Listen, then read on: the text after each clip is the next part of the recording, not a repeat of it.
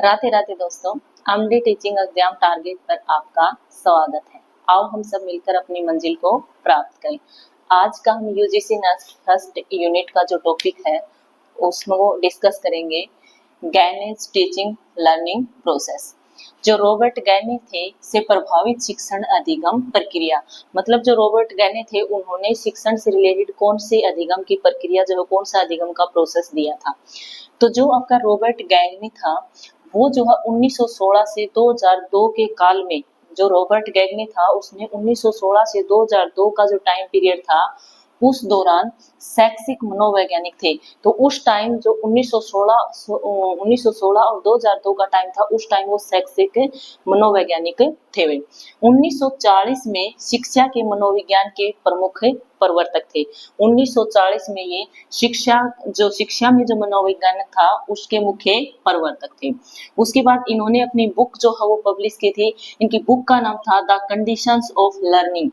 Book जो थी उसका नाम था the conditions of learning. The conditions of learning जो है वो उन्होंने दी है 1965 में। 1965 में जो रॉबर्ट गैगने थे उन्होंने अपनी बुक पब्लिश की थी, वो थी द कंडीशंस ऑफ लर्निंग। तो इसके जो इनकी बुक थी इसमें इन्होंने इसके 9 प्रोसेस दिए थे। वही जो अधिगम है, अधिगम की जो प्रक्रिया है, जो प्रोसेस है उसके उसने उन्होंने 9 जो है चरण दिए थे। 9 जो प्रोसेस जो थे इसमें 9 चरण थे जो अधिगम की प्रक्रिया थी। फर्स्ट जो उन्होंने क्या कहा कि ध्यान आकर्षित करना, मतलब जो पे शिक्षार्थी और जो अध्यापक जो हैं, जो शिक्षार्थी जो हर विद्यार्थी जो है जब उनको पढ़ा रहे होते हैं तो ध्यान आकर्षित करना या अभिनंदन विधि से, मतलब शिक्षार्थी जो है वो विद्यार्थी को जो है इस तरीके से पढ़ाया जाए, मतलब अध्यापक जो है वो बच्चों को इस तरीके से पढ़ाए जब वो क्लास में जाता है उनका ध्यान आकर्षित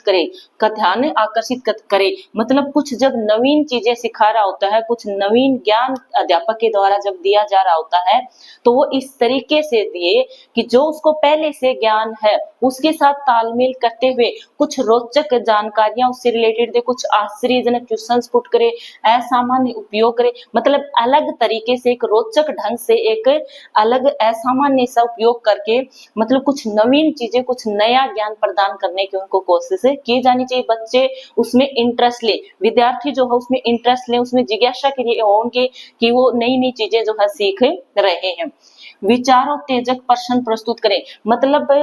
शिक्षार्थियों के सामने इस टाइप के क्वेश्चन जो है वो प्रस्तुत किए जाए ताकि वो उसके लिए सोचने पे विवश हो जाए कि इस क्वेश्चन का क्या आंसर हो सकता है, कैसे इसका आंसर दिया जा सकता है, क्या क्या इसके आंसर हो सकते हैं, सही परफेक्ट आंसर इसका क्या होगा। तो बच्चों से, विद्यार्थियों से इस तरीके के क्वेश्चन पुट किए जाएं ताकि वो सोचने पे मजबूर हो जाएं। ये था फर्स्ट जो आपका गैगने ने जो आपके अधिगम के जो प्रक्रिया दी थी उसके जो चरण था फर्स्ट। सेकंड आपका है विद्यार्थियों को उद्देश्य के बारे में सूचित करना। विद्यार्थियों को उद्देश्य के बारे में सूचित करना, मतलब विद्यार्थी जो है वो क्यों पढ़ रहे हैं, किस लिए वो पढ़ रहे हैं, मान लो ग्रेजुएशन कर रहे हैं, पीजी कर रहे हैं, उनका मेन पर्पज क्या है। जो चैप्टर वो कोई पार्टिकुलर किसी बुक को पढ़ रहे हैं तो उस बुक में पार्टिकुलर कोई चैप्टर आपका दे रखा है, वो किससे रिलेटेड आपका दे रखा है, कोई रिसर्च से रिलेटेड दे रखा है या कोई टीचिंग से रिलेटेड दे रखा है या कोई रीजनिंग का कॉन्सेप्ट है, तो वो कॉन्सेप्ट क्यों दे रखा है, क्यों उसकी पढ़ाई कर रहे हैं, उससे रिलेटेड उनको सूचित करना, उनको बताना। विस्तार से वर्णन करें कि छात्रों को क्या करना है, मतलब जो भी स्टूडेंट्स स्टडी कर रहे हैं उनके उससे रिलेटेड आगे के जो ऑप्शन हैं उनके बारे में डिटेल से बताना कि आप ये स्टडी कर रहे हो, आप यूजी कर रहे हो इस सब्जेक्ट से कर रहे हो, आप पीजी कर रहे हो इस सब्जेक्ट से कर रहे हो, आप इस सब्जेक्ट से ये डिग्री करके आप इस फील्ड में आगे जा सकते हो। अब मान लो कोई बच्चा है, कोई विद्यार्थी है, उसने ग्रेजुएशन की है,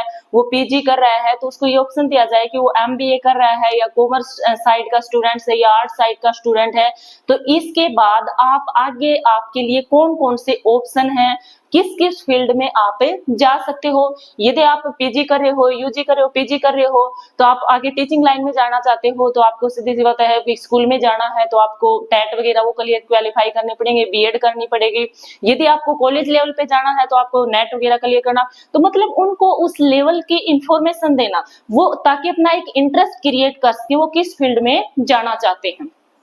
सफलता के मापदंड बताएं, उनको ये बताया जाए कि आप इस लेवल पे पढ़ रहे हो, अगर आप इतना पढ़ोगे, इस लेवल तक तैयारी करोगे तो आपकी सफलता का मापदंड ये है। मान लो हम जैसे मूल्यांकन करते हैं, टेस्ट वगैरह लेते हैं, पेपर लेते हैं, तो उनमें ऑब्जेक्टिव टाइप क्वेश्चन भी होते हैं, जैसे असर्शन रीजन वाले भी आजकल आ रहे हैं, और आपके टिक द करेक्ट वाले भी होते हैं, लॉन्ग क्वेश्चन आंसर भी होते हैं। तो उनसे उनका क्या किया जाता है, एक मापदंड किया जाता है कि आप कितने परसेंट लेते हो। 60% वाले बच्चे एवरेज हैं या 80 वाले हाईएस्ट हैं या 90 वाले, तो उनका एक मापदंड क्रिएट किया जाता है, बनाया जाता है, ताकि उनकी सफलता को उनको ये पता चले कि इस लेवल तक अगर हम कर रहे हैं तो हम सही चल रहे हैं, सही मार्गदर्शन पे हैं। तो इस तरीके से उन्होंने किया। थर्ड जो था वो पुनरावृत्ति। पुनरावृत्ति मतलब विषय के पूर्व ज्ञान के बारे में, मतलब जो चीजें उन्होंने सीख रखी हैं, जो नॉलेज उन्होंने पहले ले रखी है, उसको रिकवर करना, उसको फिर से रिवाइज करना, जो चीजें उसको पहले से आ रही हैं उसके बारे में पता करना, और क्या क्या वो उससे रिलेटेड जानता है, और उस कॉन्सेप्ट से रिलेटेड उसको आगे क्या जानकारी और देनी है, क्या नॉलेज, विषय के पूर्व ज्ञान के बारे में जानना। मतलब एक अच्छा अध्यापक वही होता है जो ये जाने कि बच्चे जो कॉन्सेप्ट आज मैं क्लास में करवा रहा हूँ, बच्चों को उस कॉन्सेप्ट के बारे में पीछे क्या पढ़ा हुआ है, क्या नॉलेज उनको उससे रिलेटेड है, उनको कितनी नॉलेज है, उस नॉलेज से ऊपर उठाते हुए आज मुझे उसमें आगे और क्या इन्वॉल्व करना है, उनको और क्या सिखाना है। फिर उनको उससे रिलेटेड कोई नए नए एग्जाम्पल देके, उदाहरण देके उन चीजों को, उस कॉन्सेप्ट को क्लियर करना होता है। फोर्थ जो आपका सामग्री प्रस्तुत करना या चयनात्मक धारणा, इसको ये कहते हैं सामग्री प्रस्तुत करना या आपकी चयनात्मक धारणा भी इसको बोला जाता है। सामग्री प्रस्तुत करना का मतलब ये होता है कि अध्यापक जो है, जो कॉन्सेप्ट वो पढ़ा रहा है, उसका जो कंप्लीट सामग्री जो है, कंप्लीट कॉन्सेप्ट जो है, मटेरियल जो है वो कलेक्ट करे, उसको एक सुव्यवस्थित तरीके से अरेंज करे, ताकि बच्चों को उसकी जरूरत पड़े तो वो उनको इजीली अवेलेबल करवा सके, और उनको ये स्पेसिफिक बताया जा सके कि ये कॉन्सेप्ट जो आपका यहाँ से तैयार किया गया है और इस तरीके से एक व्यवस्थित तरीके से आप इसको कर सकते हो, इस तरीके से आप अरेंज करके इसकी स्टडी करोगे तो वो कॉन्सेप्ट जो आपको अच्छे से क्लियर होते हैं। तो अपनी सामग्री को व्यवस्थित करें, उपयुक्त शब्दावली बताएं, मतलब आपने जो शब्दावली का यूज किया है, कैसे वो कॉन्सेप्ट आपने तैयार किया है, हर एक सब्जेक्ट की अपनी एक समझने के लिए अपनी एक शब्दावली होती है, अपनी एक लैंग्वेज होती है, उसके अकॉर्डिंग उसके लिए जो उपयुक्त शब्दावली है वो भी उसको उपयुक्त करवाना, उसको प्रोवाइड करवाना, और उससे रिलेटेड यदि कोई एग्जाम्पल देने की जरूरत होती है तो वो एग्जाम्पल भी उनको प्रोवाइड करवाए जाए, ताकि बच्चे जो है, विद्यार्थी जो है, उस चीज को अच्छे से क्लियरली समझ पाए। उसके बाद है आपका फिफ्थ, शिक्षण मार्गदर्शन प्रदान करना। शिक्षण मार्गदर्शन प्रदान करना मतलब शिक्षार्थी जो है, जब वो पढ़ रहे होते हैं तो एक अच्छे अध्यापक का जो है वो यही होता है कि वो उनको जो विद्यार्थियों को जरूरत होती है, जो उनको समझ नहीं आता, उनको जो सहायता की जरूरत होती है, जो मदद की जरूरत होती है, वो उनके द्वारा प्रदान की जाए। जब उनको समझाया जा रहा होता है, जब वो कोई कॉन्सेप्ट समझ रहे होते हैं तो उनको कोई चीज संकेत में समझाना कि आप इसका ये आंसर हो भी सकता है, या उनको एक सूत्र जो है उससे रिलेटेड कोई फार्मूला वगैरह है तो वो फार्मूला वगैरह जो वो बताना। सांकेतिक और त्वरित शिक्षा जो है उसमें एक तालमेल बना के चलना, मतलब जो कॉन्सेप्ट आपने उनको समझाया है आप उसको एग्जाम्पल देके या संकेत में या फार्मूले से कैसे उनको अच्छे से आप एक्सप्लेन कर सकते हो, कैसे उनको अच्छे से आप समझा सकते हो। विभिन्न रणनीतियां समझाएं, मतलब डिफरेंट की जो स्ट्रेटजी आप मेथड जो आप अपनाते हो कि किस तरीके से, क्योंकि एक क्लास में हर एक तरह के बच्चे होते हैं, इंटेलिजेंट बच्चे भी होते हैं, नॉर्मल बच्चे भी होते हैं, और जो थोड़े हैं कई बच्चे ऐसे भी होते हैं, हर एक क्लास में 2-3 बच्चे तो नॉर्मली ऐसे मिल ही जाते हैं जिनको कम समझ में आता है। तो एक अच्छे अध्यापक जो है वो वही होगा जो सभी बच्चों को एक साथ लेके जाए, उन सभी को समान अवसर जो है उनके मिलेंगे। समान अवसर कब मिलेंगे, जब अध्यापक जो है इस तरीके से अपना कॉन्सेप्ट तैयार करे ताकि सभी बच्चों को समझ आ जाए। जो लो लेवल पे बच्चे हैं, जो नॉर्मल बच्चे हैं, वो जो है वो भी उस कॉन्सेप्ट को अच्छे से क्लियर कर ले। तो इस तरीके से नेक्स्ट जो है आपका प्रदर्शन का पता लगाना या प्रतिक्रिया देना, मतलब अध्यापक के द्वारा सारी चीजें अच्छे से समझा दी गई हैं, उनको ये भी बता दिया कि बेटा आप इस तरीके से करोगे तो ये चीजें होंगी, उनका मूल्यांकन भी कर लिया, उनको सही से अच्छे से मार्गदर्शन। तो उनका क्या किया जाता है, प्रदर्शन का पता लगाना, मतलब उनको ये देखा जाता है कि उनका मूल्यांकन किया जाता है कि कैसे, क्या जो नॉलेज हमने उनको दी है उसका उन्होंने कितना परसेंट गेन किया है, क्या उसमें उन्होंने सीखा है। तो प्रतिक्रिया देना, छात्रों को नए अर्जित ज्ञान के साथ कुछ करने के लिए कहें, मतलब जो कॉन्सेप्ट आज आपने समझाया है उसमें ये देखें कि बच्चों को कितना समझ आया है, छात्रों को कितना समझ आया है, उससे रिलेटेड क्वेश्चन उनको दें, ऑब्जेक्टिव टाइप दें या फिल इन द ब्लैंक्स दें, या उनसे रिलेटेड कुछ ना कुछ उनको करने के लिए दें, ताकि ये पता चल जाए कि उनको वो कॉन्सेप्ट जो है कितना समझ आया है और कितना नहीं। याद करने, फिर से दोहराने के लिए उनको बोले, भाई उनको जो कॉन्सेप्ट करवाए उसको याद करने के लिए, या फिर आप जब कोई चीजें हम याद करते हैं तो कुछ टाइम पीरियड तक हमें याद रहती हैं, फिर धीरे धीरे वो धूमिल पड़ने लग जाती है, हम भूलने लग जाते हैं। तो वो चीजें याद कब तक रहेंगी, जब हम उनको एक टाइम पीरियड के साथ, मान लो हफ्ते में 5 दिन में, जब उनको फिर से रिवाइज करेंगे तभी वो चीजें याद रहती। तो बच्चों को, छात्रों को ये ऐसे प्रोत्साहित करना कि जो कॉन्सेप्ट आप याद कर रहे हो हफ्ते में उसको एक बार रिवाइज कर लिया करो, या 20 दिन में उसको एक बार रिवाइज कर लिया करो, तो ताकि वो चीजें जो है वो याद रहें। बुनियादी ज्ञान पर चर्चा करें, मतलब बेसिक चीजों के बारे में, बेसिक कॉन्सेप्ट जो है उनका क्लियर होना चाहिए, उनको अच्छे से समझ आना चाहिए। ऐसे टॉपिक्स के ऊपर, ऐसे कॉन्सेप्ट के ऊपर बेसिक चीजें, जब कोई कॉन्सेप्ट करवाया जा रहा है तो उससे रिलेटेड जो बेसिक इंफॉर्मेशन है वो भी उनको प्रोवाइड करनी चाहिए। वास्तविक दुनिया के संदर्भों में सामग्री प्रदान करके ज्ञान देना, मतलब जो चीजें हम थ्योरेटिकल पोर्शन में पढ़ते हैं वो चीजें रियल की लाइफ में भी अपने एप्लीकेबल होनी चाहिए, उनसे रिलेटेड उनको एग्जाम्पल देके उनको उससे रिलेटेड उनको वो कॉन्सेप्ट जो है क्लियर करे, समझाएं।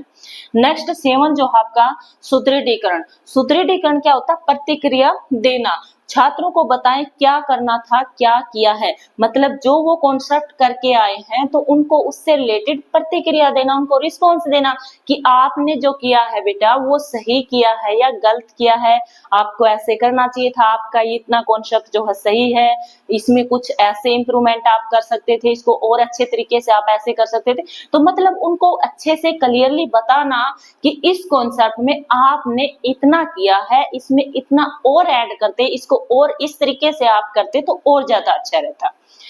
नेक्स्ट जो आपका 8 प्रदर्शन का आकलन, फिर प्रदर्शन जो उनका है, उनका जो रिस्पॉन्स है उसका आकलन करना, मतलब परीक्षण करें, उनके परीक्षण लेना कि उन्होंने जो भी उनका कॉन्सेप्ट क्लियर हुआ है, जो भी कॉन्सेप्ट हो उसका मूल्यांकन करना, आकलन करना, मतलब उनकी परीक्षा लेना, पहले से जो ज्ञान था उनको कितना था और अभी जो है उनको कितने, तो उसकी एक परीक्षा लेना, उनका मौखिक भी हो सकता है या आप प्रश्नोत्तरी के माध्यम से भी उनके ज्ञान को चेक कर सकते हो कि उनको उस टॉपिक से रिलेटेड कितनी नॉलेज है और कितनी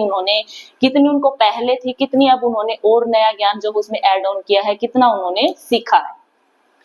नेक्स्ट जो है आपका सामान्यकरण। नेक्स्ट जो है सामान्यकरण, प्रतिधारण और हस्तांतरण। सामान्यकरण जो है वो क्या होता है, प्रतिधारण और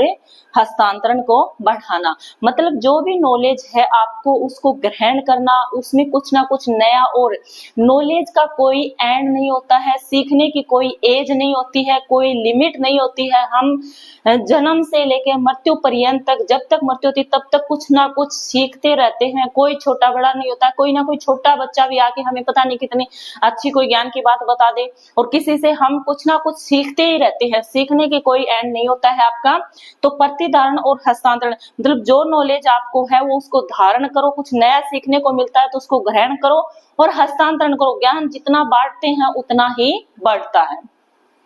अवधारणा, मानचित्र, उदाहरण, जो भी आपका कॉन्सेप्ट है उसको आप जैसे जैसे अच्छे तरीके से एक्सप्लेन कर सकते हो उस तरीके से एक्सप्लेन करें, उनको मानचित्र के द्वारा, मैप के द्वारा कुछ चीजें एक्सप्लेन करनी तो मैप के द्वारा करें, एग्जाम्पल से कुछ चीजें आप क्लियर करना चाहते हो तो एग्जाम्पल से करें, तो उनको जो है कंप्लीट कॉन्सेप्ट जो है इस तरीके से आप समझा सकते हो। ये जो आपका रॉबर्ट गैगने जो है उनका लर्निंग का एक प्रोसेस था, इसमें 9 चरण जो आपके दिए हुए थे, तो इस तरीके से ये आप अच्छे से सारे कर सकते हो। यदि आपको वीडियो अच्छी लगे तो प्लीज वीडियो को लाइक शेयर एंड सब्सक्राइब करें। धन्यवाद।